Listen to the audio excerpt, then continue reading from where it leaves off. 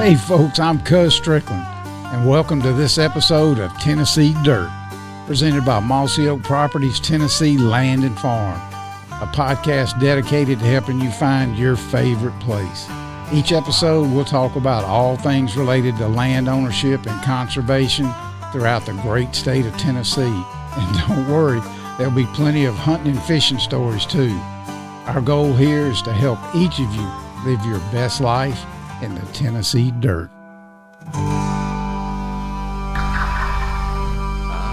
Folks, what a privilege to bring you this podcast, this episode of Tennessee Dirt from Starkville, Mississippi. We're here at the 2025 Mossy Oak Properties Land Summit, annually a meeting we have every year from offices all over the nation that get together, and we just have a really great week. So more importantly than that, I am sharing a table with two guys that I think the world of. And I'm so happy you guys are here to join me. You guys, I've known you for a little while in this network. I've gotten to know you not only on a business level, but on a personal level, and our relationships are probably those that are going to last a lifetime, friendships that last a long time. Folks, I have next to me Mr. Andrew Walters, and over there Mr. Lucas Edington. How you doing, boys? Doing great. How are you? Doing good. Uncle Jamie, man, we're proud to be here. I'm proud to have you here. Absolutely. This is a great week. As we know, we're going to get into this. The family reunion. The family reunion is right. Before we get started, I'd like an opportunity for the listeners to know who you are, introduce yourselves. Lucas, let's start with you. Just kind of who you are, what you are, where you work, what part of the country you live in. Yeah, Lucas Edington, originally Southeast Missouri, citizen of the world, citizen of America, based out of Southeast Missouri, the Ozarks. You went to the University of Life and majored in getting by. I think I'm right by that. High school dropout. Oh, wow. That's amazing. Yeah, it's crazy that I'm sitting in such company. Really, that just shows you life ain't fair. You dropped out of high school? In a roundabout way. No, that's a little bit of an exaggeration. I did graduate early, but I'm an uneducated hillbilly, I can promise you that. Well, you're one of the smartest rednecks I know. I appreciate that. Don't call me a redneck, Uncle Jamie. Andrew, tell us about yourself. All right, Andrew Walters. I'm from Eastern North Carolina. So that's where I was born and raised. That's where I live now. Went to NC State, did a few years in Raleigh. Wolfpack, good or bad, I don't know about it this year. We had a really good run last year. I kind of keep that to a dull roar this year, but anyway. Now, you're both family men. Lucas, tell us about your family. Yeah. Beautiful wife, Erin. We just celebrated our 15th wedding anniversary. Wow, congratulations, buddy. Thank you. And, I got a boy and a girl and a chocolate Labrador. We got the Great American Starter Pack. Oh, my son Roman's 12. He'll be 13 here in a few weeks. And my baby girl just turned 10. And so, we're busy, just like we all are. Bro, we're at that full throttle. You're in that season where it's how do you juggle family and work and everything else that you're involved in? But, I like to tell this little story when Aaron and I were contemplating having a family, we're going to do this. I went over there and I was talking to my dad. He's in his office and he's just back there adding on his machine, doing his paperwork. And I'm like, Dad, it's crazy. We did Boy Scouts and school and sports, and we still went to birthday parties and camping. We did all this stuff, and he's just like you. He's just sitting there shaking his head and tapping away, and he finally looks at me, and I'm like, how'd you do it? He goes back to adding a little bit, and he said, yeah, it's kind of mystifying, isn't it? And he just went back to doing his work, and I was like, that's your answer? And he said, yeah, honestly, that's about the best one I got to give you. And it's accurate. That's awesome. I've been to your hometown recently, and Lucas rolled out the red carpet for a couple of our guys at Mossy Oak Properties, Tennessee Land and Farm. We went up and duck hunted with you, and I can't thank you enough for that time. Not only was it a great hunt, we had just an incredible time hunting birds, but just what you did outside of that, everything you hooked us up with a great house. We met your friends. We went to your hometown. Watering hole, that was the highlight for me. We just had a really good time. You come from a place that reminds me so much of my hometown, right? And we all have these small hometowns that we're from, and this Poplar Bluff, Missouri, where Lucas is based out of. You were born and raised there, I think, right? Correct. Yeah. I mean, and I can tell. Spending just 3 days there, so special. Andrew, tell us about your family. I have a wife, Noelle, this October, we would have been married for 10 years, so looking forward to that. I have a little boy named Maverick, and he just turned 2 back in November. So when y'all figure out how to juggle a 2-year-old who's into everything, sounds like y'all are past that point, so I need some help. Because We're just in a different season than you. He's like me, man. He's a vampire. We'll stay up to like 2 a.m., and we'll get up at like 10 a.m. Our sleep schedules are awful, so That's we just awesome. go with it. Andrew, how did you get into land sales? How did you get into real estate? How did you get into Mossy Oak Properties? Give us a little background there. Yeah, sure. So I went to NC State, got a wildlife biology degree. Well, it was wildlife, science, fisheries, what have you. And the state of North Carolina has a spring fishing guide that they send out every spring. And they actually send it out around, I'd probably say, January. So I went home one weekend to see Noel, looked at the back of the spring fishing guide, and there was a Mossy Oak Properties ad. I was like, that's actually pretty cool. And my dad was in insurance. I always liked sales, but I didn't want to go sell insurance. I didn't want to go sell cars. So I liked dealing with people. I liked sales, but I never really considered real estate. So I called the number, and Billy McCohen picked up. And he was like, yeah, man, I know some people in Mississippi. We can get you a job. And I was like, well, that's cool, man, but I'd really rather just work around here. And he was like, okay, cool. Get a license. You got a job. So I didn't really, it was that informal, like no joke. So the Dixie Deer Classic is a big show for us, and it's coming up this weekend. So when I was in Raleigh, that's when I went and met him. And basically met him at a trade show. He shook my hand, and he was like, get a license, and you're good. And that kind of got the ball rolling. And that's how I got into sales, specifically with Mossy Oak. You could probably sell ice to an Eskimo. You were born with the ability to communicate, over-communicate, really. You've always been a guy that comes across to me as going to succeed in everything. You could have sold copiers and made $1 million. But land and being an outdoorsman is special to you. Of course. Yeah. Absolutely. And Lucas, I know that answer for you, bro, because I just know your roots and everything. How did you've been in this a little longer than me. Actually, Lucas was one of my mentors when I got into this 10 years ago. I remember calling you randomly and asking you about, hey, how do I handle this and this situation? And you were just such a key guy to help me. You were a few years ahead of me. But you've been such a good mentor for me, and I really appreciate that. How did you get involved in Mossy Oak Properties and real estate? I guess sales is just kind of a natural thing, just given our lifestyle, my family, our upbringing. And I got to say, for your situation, you're so fortunate to have landed with a guy like Billy. He's just such a brilliant business person, and to be able to have a protege, such stuff, because you're a talented dude too. Y'all are a hell of a team. Like, it's really impressive. For me, I kind of just went out about it on my own. So, it cracks me up when somebody picks up the phone to ask me a question. I'm like, man, surely there's somebody more qualified. Did you always know you were going to go into real estate, or was it just open-ended? No. Was it an accident? Man, I got a long, funny story, and it's all just kind of been having a very exact plan and none of it happening to plan and having to pivot. But I was working construction and I enjoyed it. Working outside, traveling around, like really doing work, gratifying work, changing communities kind of stuff. But it occurred to me pretty quick, like, I'm looking around at these guys and I'm thinking, man, these guys are like 60, 70 years old and they're like 42. This is a hard life.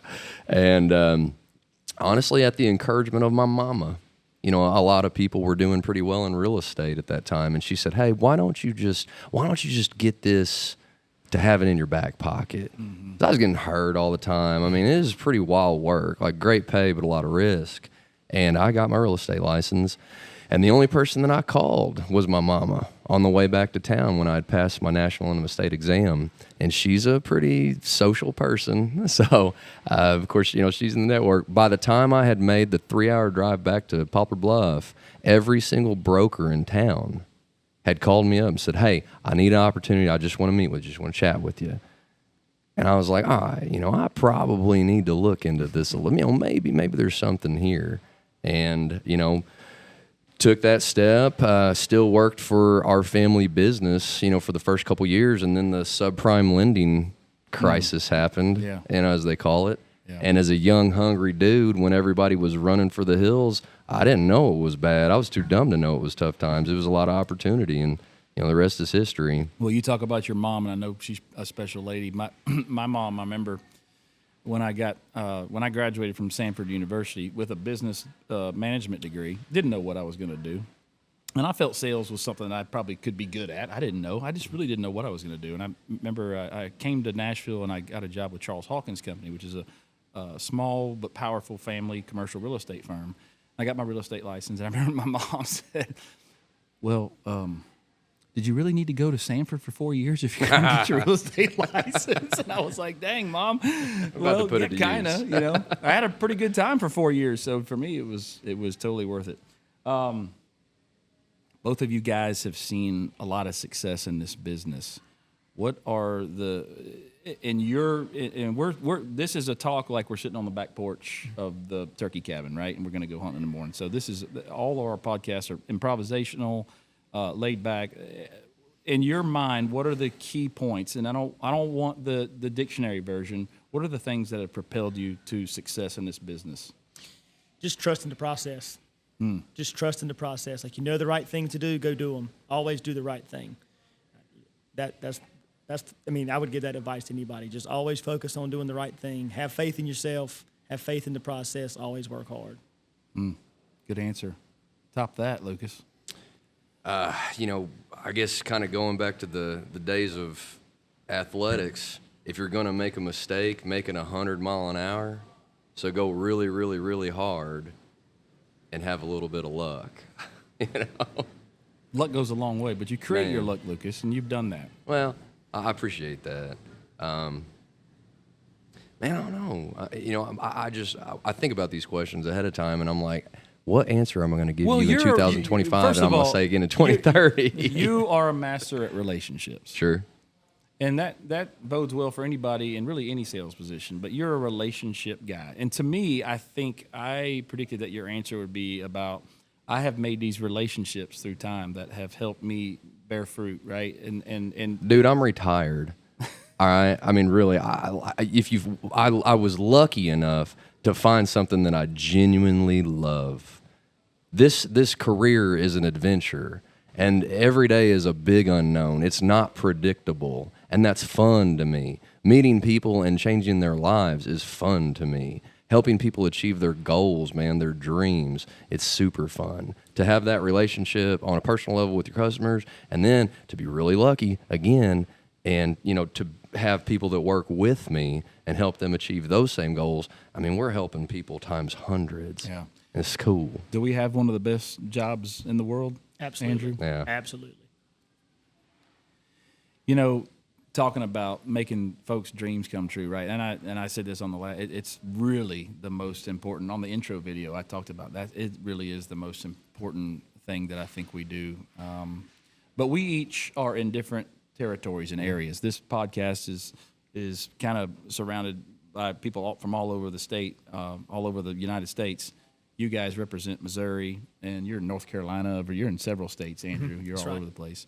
And so we all have different challenges that we face, you know, in those different spots. In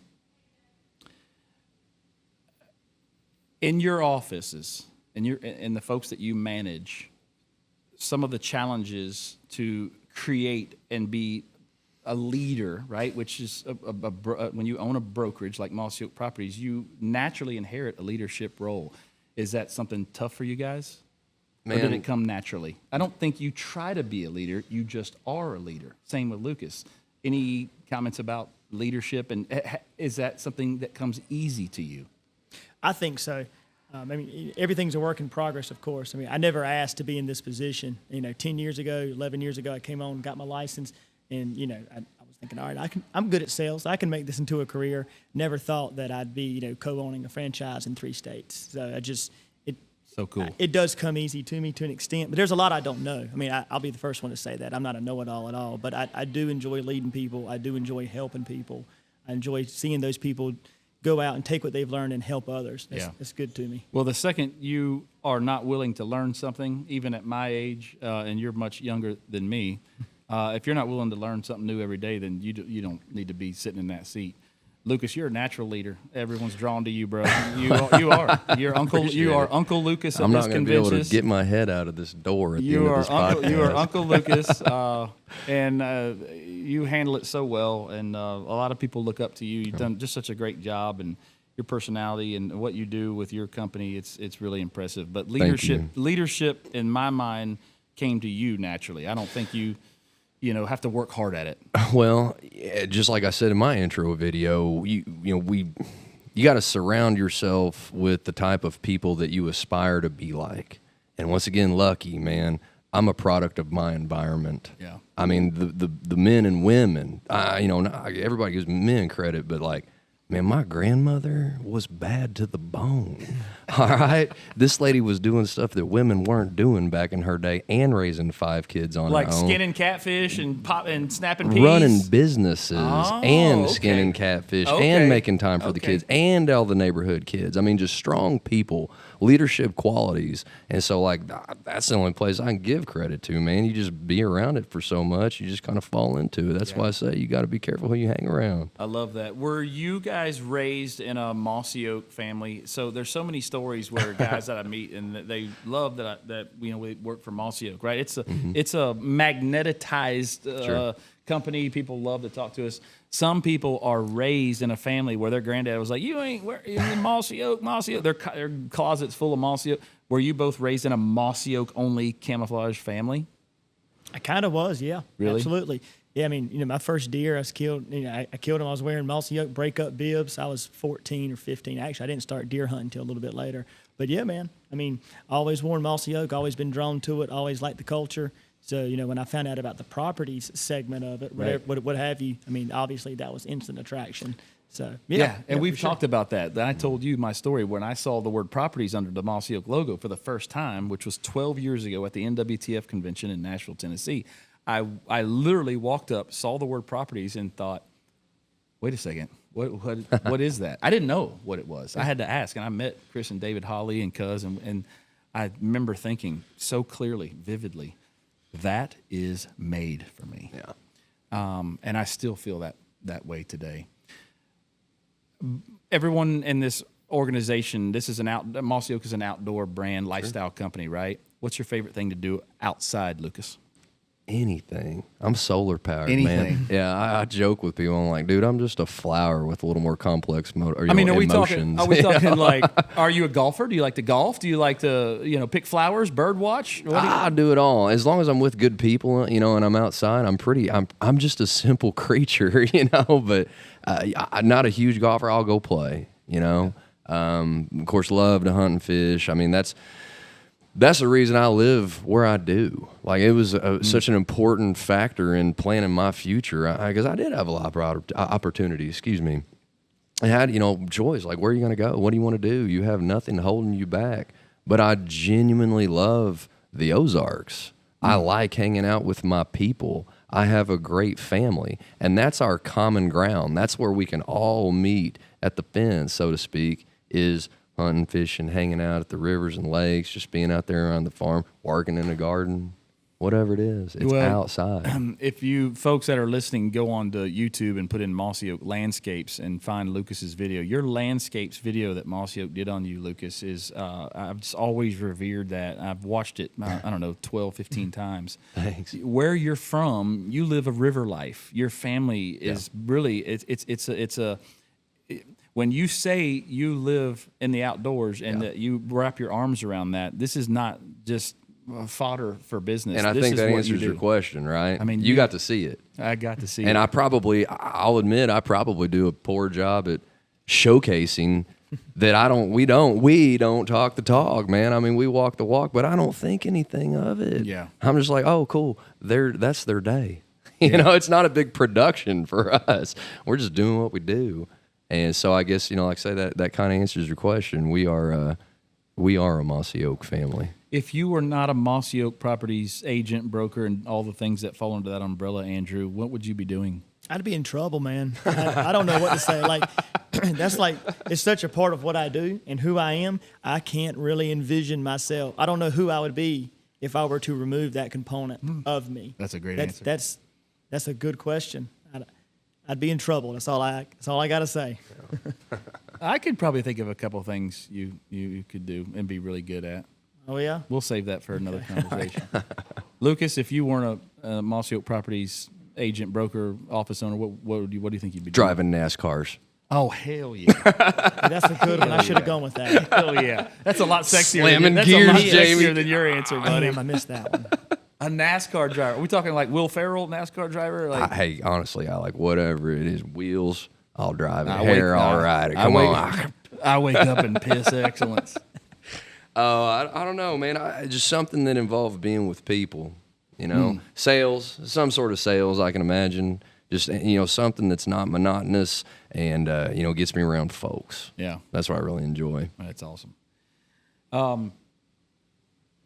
I wanted to play a little game with y'all because this was a conversation I had with some of my agents, and we had a good time with it. And the topic of the question is overused words in real estate. Now, we all list properties, farms, homes, residential.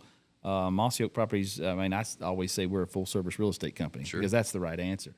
Even the sign outside of my office says, farms, land, residential, investment, timber. So we cover a wide gamut of listings. We had a funny conversation with some of the agents about overused words by realtors and like listing descriptions. And I wanted to play a game with y'all, and we'll go back and forth. Overused words and listing descriptions by realtors as it relates to what we do. Let's hear some buzzwords, and I'll get you started. I don't know how many listings I've seen that said sportsman's dream, hunter's paradise. In Tennessee, we use rolling hills, cozy, quaint cottage. He's got a lot more pretty countryside where he comes from. What are some Ours of is the- like diamond in the rough. I don't know. Man. What are some of the buzzwords that you see all the time that you just roll your eyes when you see and you may use them too, and that's okay. Yeah, I do. I feel kind of called out. But endless possibilities is the one that I hate the most because I'm basically. What does that mean? It means I have no clue. I mean, we're at sea level. So like endless possibilities is during the summer it's dry, but like one good storm and you're 3 feet underwater. So I mean, it's tough. Has great potential. Oh, yeah. Yeah. Potential to flood. Handyman special. Handyman special is my favorite. Get that in there. Or if it's, let's see, if it's Quaint. quaint, a bungalow. Quaint. Yeah. Yeah. Quaint. It means it's tiny. High end. Not yet. I read them all the time. Well, now the thing is, we were talking about this today. Now that the AI has entered the game, it's really, it's eliminated a lot of that. But now we're going a different direction because AI has a lot of trends too. Yeah. You can kind of read down through it almost immediately. I'm scared of There's a that. plethora of wildlife. Oh, like four-syllable explain that. words. Yeah, it's a big I'm word. sitting here trying to read the listing descriptions that I generated through it, and there's no way that I wrote that. Yeah. Well, we had a master class this week here at the Land Summit about AI, and I've been nervous about AI and really have kind of shunned away from it. And I know that's not right. I need to embrace things, get willing to change and do. And I've dedicated this year. I'm going to learn a little bit more about it. But it scares me, man. It scares me, especially some of the things they were talking about. It can either be really good or it can get you in a lot of trouble, and that's what worries me. Hey, I am super polite to Alexa and Siri. You need to pay attention. Oh, I'm all like, yes, ma'am, no, ma'am, thank you, please. Because when they take over, I want to be in their good grace. I want to be like the court jester or something. Y'all do a lot of great listings in both your areas. Are you someone who takes your own pictures, your own drones, do your own videos? Do you edit? Do you do all that? Or do you third-party all that out?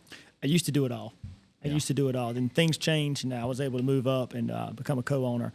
And when that happened, I've got a couple of photographers that understand land. They understand what I'm looking for. I work closely with them. I've also got a team of agents who also know what I expect, and they'll probably likely end up selling the property anyway, so they need to know it. So a lot of times they'll help me with it. So I'm not in the field doing photography quite as much as I used to. Yeah, Lucas, do you third party? You do a lot of your stuff yourself, don't you? Well, yeah, it's circumstantial. Yeah. So I think everybody here at this table will agree the most valuable thing that we possess is our time. And it's the same thing for our clients. And case in point, today, as I walked in here, these people need it on the market. I got to be there Friday afternoon. So I got to get back to Southeast Missouri, regroup, and be ready to take care of everything on Friday afternoon. Now, I enjoy it. I enjoy challenging myself to keep up with the current trends. And as a broker, I feel like this is very important also because I want to avoid that disconnect. I see that a lot. Yeah. I've seen that a lot over the years. You know, you kind of like become a broker, you hit the golf course, and it doesn't take very long. And I'm involved every day. And some of the things that I've learned here the last couple of days, I'm going, man, how did that pass me by? But I also have an incredible team. Like I've got some super, super talented people, and I am so fortunate, lucky, once again, to be able to have the confidence. You keep using that word, but you create your own luck. Well, what does they say? Luck is what happens when preparation meets opportunity. That's right. You spin it however you want. I got good people I can rely on. Yeah, and that's key to any successful office. For sure. What social media platforms do you find that work the best for your business? I want you to rank them 1, 2, and 3. Facebook, Instagram, TikTok. What's the number one social media platform that helps you make money? Okay, so to help me make money is going to be Facebook, because the way that that's situated, I'm able to provide the links and we can drive traffic to a website. If you're looking to do like lifestyle content so people know not necessarily what you're doing, but why you do it, that's Instagram. But for Facebook, as far as driving traffic, putting the links up, showing the properties themselves, it's Facebook. And I've got a decent Facebook following. I mean, I actually pulled a lot of my marketing budget aside and have put it into Facebook over the past couple of years. It's done well for me. Well, Billy McOwen is a genius at so many different things, and he's figured out ways to do things that other offices aren't doing, by the way. Shout out to Billy. But you guys really understand. You're a greased wheel in that regard. At the end of the day, we are an internet marketing company, period. That's right. We do sell land and we and all these things, but at the end of the day, this is the future of real estate. Videos, by the way, I believe have become the future of real estate. Photos with the we third party out some of our stuff, but a lot of my guys have learned how to do this on their own, and they're videoing and droning and editing, and I love that about them. But we don't normally have a listing that does not have a video with it these days, and I think y'all probably do the same thing. Best advice for a young agent wanting to come into this business. Young man approaches you, wants to do what you do. What comes out of your mouth? Don't focus on the results. Focus on doing the right thing and the legwork. It's like super cliche, right? You got to learn before you earn, and no young agent wants to hear that, or new agent. They don't have to be young. Yeah. It could be a newly licensed agent. But yeah, that's absolutely what it is. I mean, stay focused on actually learning the craft. People love to buy; they hate to be sold. So stuff like that. That's a great one. You've got to be able to work with people like that. So that's what I would recommend. Lucas? Yeah, I was really fortunate once again. The influential people that I grew up around, and my wife's grandfather was a paper salesman back in the day, a traveling paper salesman, and this dude was like walking Zig Ziglar, but a lot cooler. So like The Office, he's just such a cool guy. But he was the Dwight epitome. He was the epitome of a salesman, like a genuine salesman, not a sleazy salesperson. And his deal was, right when I got started, he sold real estate. As a matter of fact, like when he retired, he was still like a monstrous real estate salesman. And he said right off the bat, make your focus about the customer, and you'll never have to worry about money. But the customer's got to come first. And that is the best advice that anybody's ever given me. Yes. And that's relative to any sales or any business, really. That's strong advice. What's the biggest mistake you've made in real estate? How much time do we have here today? What? It's only a 40-minute podcast. I mean, I could talk about my mistakes and my regrets more than I can my successes. But, that also speaks to kind of the way that I'm wired. Right. If I set a goal and achieve it, I'm going to criticize myself about how I got there and how I could have done it better. Yeah. And, and I guess I don't regret, not projecting that onto other people. Like I try to beat myself up, and that's probably not the best way to go about it. We're our own worst self-critics, right? Sure. And so, Andrew, I know you've never made any mistakes in real estate, so this question really doesn't apply to you. Yeah, well, I was watched like a hawk when I started. So another shout out to Billy McOwen, by the way. Like I said earlier. Yeah, that's right. But now I will say, Billy's always pointed out, that's a free lesson He would mess up something, somebody else would mess up something. He'd say, "Hey, man, that's a free lesson. Pay attention to that."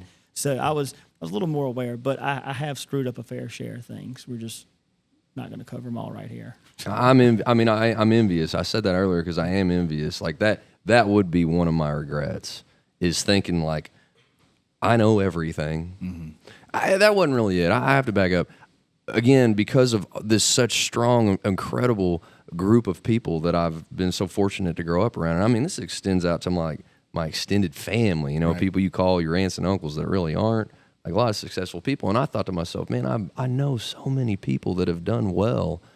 Like, I'll just be able to bounce stuff off of them and figure it out. And what occurred to me early on is, man, they're all just out there making up as they go along too. So, having somebody to be underneath and be your accountability person, somebody to say, hey, do as I say, not as I do, because I've learned from my mistakes so you don't have to make them. I don't really have that. I did, but not directly a real estate broker, type of influence. Yeah. And so, I made a lot of mistakes along the way and did a lot of growing up the hard way. Yeah. But I'm not a very smart feller, so I need to learn those lessons the hard way to retain them. I'm kind of hard-headed. Yeah, you are.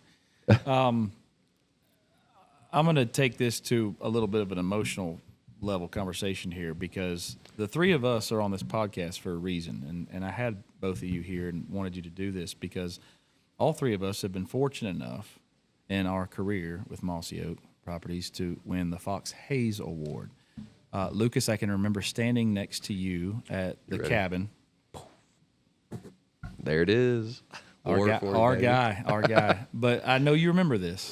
We were kind of new. We become friends, and we were kind of hanging out, and they called your name for the Fox Haas Award. And of course, Mr. Fox was there, and I remember looking right over at you, and you were genuinely surprised, touched. It was an emotional for you. Talk about that moment. I still think they made a mistake. I think they probably look back on it too. I mean, well, how special was that? I've got nowhere else to go. Like, it's the peak, it's the pinnacle. And why, though? For us to say that, for me to say that to you guys in this room and these guys, people around here, it's a no-brainer. Right. But what folks have to understand is that when you look at, to me, all right, my opinion, this is me, when I have always looked at this company, I feel like this could be my family. All right, this is a family company. And the way that they respect and honor their family, their elder, and I mean, like, Mr. Fox is incredibly influential. I mean, I hope you out there in listener land got an opportunity to watch, the Colonel and the Fox, because it tells an amazing story. This is an incredible human. Right. And as we sit here today, a lot of that is because of the things that this man did and the people that, he influenced and, had an impact on. So to win that award, I'm sitting there going, oh my gosh, this is unbelievable. It's special. Oh, you can't beat it, man. And Andrew, last year you were the recipient of the Fox Haas Award. We were all here. Well deserved, I might add. I could not think of a more perfect person to take that home last year, and we embraced you, celebrated with you. I got it was goosebumps. so fun. I know, it was so awesome. That's not been very long for you. Can you still kind of relive that moment? I mean, and even tonight when we find out who the Fox Haas Award winner is this year, it become in part of a really unique family, right? And it was so close 12 months ago. How did you feel that night? I know you didn't probably have any clue. Probably. I had no clue. I mean, in fact, he announced my name, and I sat there for a second, and somebody beside me was like, "Andrew, get up." And I was like, "Okay, all right." It took me a second. I want to make sure that that's actually what it was. So I had no clue. I actually said in front of everybody, "I think y'all made a mistake." So, that's exactly what I said. But on a lighter note, it's all downhill from here because you can't beat it, right? That is the pinnacle, that is the top. And I saw you guys win. I think you won it in 18, right? And then you won it in 20 or 21. It was during the COVID era because I remember I watched it on Zoom. Yeah. So I've always thought a lot of you guys. So just even having you guys in that, and then I won and I got to go up there with you guys. I mean, it was fun, man. I mean, it's hard to really express what it means. Yeah. Because it means so much.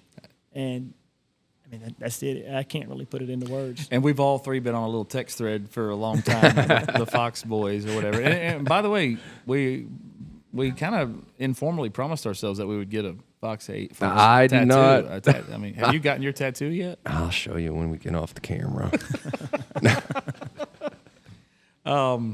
Well, guys, thank you for doing this. We look so forward to tonight. Tonight is actually the award ceremony and a big dinner. We've wrapped up kind of a week here. This week is all about relationships, and like Lucas said, it does feel like a family reunion when you come here. Yeah. We're seeing so many friends that we've made throughout this network for such a long time from all different parts of the U.S., right? It's a powerful thing. Our company is really riding we're on top of the world as far as what we do. We're the best in the industry. You're dealing with land specialists all over the United States through Mossy Oak. Mossy Oak, outside of the brand being so powerful, I mean, it's just one of those things like when you drive by a farm and you see a Mossy Oak Properties logo sign on his farm, it's like instant credibility, and we love that. And Mossy Oak just done such a good job. I can't thank the leadership of Mossy Oak more than, they just make really good decisions and so many good people. And they run it like a small family business, which I really love. I was so attracted to that when I came to Mississippi 10 years ago. And I remember walking in to just kind of the room to shoot the bull and kind of talk about whether or not I was going to do this. And, they had their dog laying on a dog bed and there's bottom. And I'm like, man, I'm home. This just feels so right. Yeah. And I told my wife, Abby, I said, because I do some other things in business. I have a development company, and so I had a little gap in between construction jobs. And I told Abby, I said, I'm going to drive down to Mississippi, and I'm going to buy this business, and I'm going to plant my flag in Nashville and just see if I can do anything. I had never even sold a farm. I had helped people buy land to build buildings on, but I really wasn't like a farm guy. I didn't have a lot of that experience. And so I drove down there, did that. I was by myself, had no employees. That's when I first met you, Lucas, by the way. The convention was in West Point back then, Andrew, at an old theater. So my very first land summit was the last year they had it at the Ritz. Oh, so okay. Yeah, I do remember that. Yeah. But I was there, and I was by myself, and they're like, our newest office, Nashville, Tennessee, and I'm walking down, and there's like maybe 200 people there. Now there's 600 people here today? Yeah. I don't know, 400 or 500 people. And I remember people looking at me thinking, this could be the smartest guy in the room. Nashville, Tennessee, are you kidding? Because I knew Nashville, country music, hunting, fishing, just the whole, it was perfect for me. It was a perfect idea for me, this business. And I had a publicist put an article in the paper announcing this company. And it was not small, it was not on the front page or anything. And recreational land company, Jamie opens up. And within 48 hours, I had 17 voicemails on my phone. And I thought it was going to be people seeing the article saying, hey, I'd like you to come over here, and I got a little horse farm. I'd like you to tell me what you're worth, maybe list. I thought it was going to be that. It wasn't. It was agents, agents that wanted to come work for me. And I was not prepared for that. And I ended up hiring 3 guys from that initial, and those 3 guys are still with me today. And we've really started and created and built this, from that time period. And it just goes to show you the power of the brand with good people at the right time, and especially in the right place. The sky's the limit. And my market is maybe a little different than yours, especially maybe yours, Lucas. For sure. But the recipe for success is there, whether you have a rural office or in a place like Nashville, Tennessee, like we are. And it's been such a joy to do this business. I am so happy with the decision I made 10 years ago to do this. Fox Haas Award aside, I don't need that. It's a great honor, and I love everything about it. And it just emphasizes how much I love the Mossy Oak family and all you guys. But it's just been a special, special thing for me. So, guys, I want to thank you for your time and this podcast. We're trying to build this Tennessee Dirt, and I know it might be weird being on a show called Tennessee Dirt, but in some respects, it applies to Missouri and the places you work too. Any last words of wisdom before we head into this award ceremony, Lucas? Man, just talking about us being here and acknowledging this week. Earlier you were kind of giving thanks to everybody who puts it on. I've been to a lot of different types of real estate functions over the years. Been heavily involved with the state. pretty deeply involved with the national organization at one time. And then, of course, you go to seminars and different breakout events and expos. Nothing compares to this. There's hardly anybody that I'll interact with in this room that I wouldn't want to go hang out with. And I don't know what that means to you guys, but from my experience in the sales world, that's pretty profound. Isn't that cool, man? Super proud to be here, man. And it speaks tremendously to this brand and this network. Yeah, I agree. It's a special thing, man. The recipe, the secret sauce, it's there. And we got a cool thing That's going. why we call it a family reunion. You bet. Give us some last words of wisdom, buddy. Well, I appreciate y'all. I mean, I think the world of y'all. I remember, I don't know when it was, probably 2018, 19. Lucas walked past me one time. He was like, "Hey, Andrew." And I like straight up fangirled over him.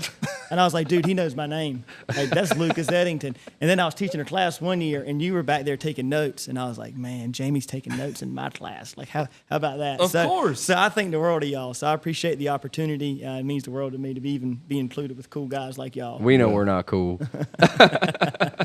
Well, we're humbled and privileged by that. Folks, again, Mossy Oak Properties, Tennessee Land and Farms. There's a Tennessee Dirt podcast. We appreciate both of you guys coming on with us today, sharing your words of wisdom. Appreciate it. And let's go in and let's go have a big steak and see who wins Office of the Year and Agent of the Year. Hey, there's a lot of good people to root for. That's right. There is. Yep.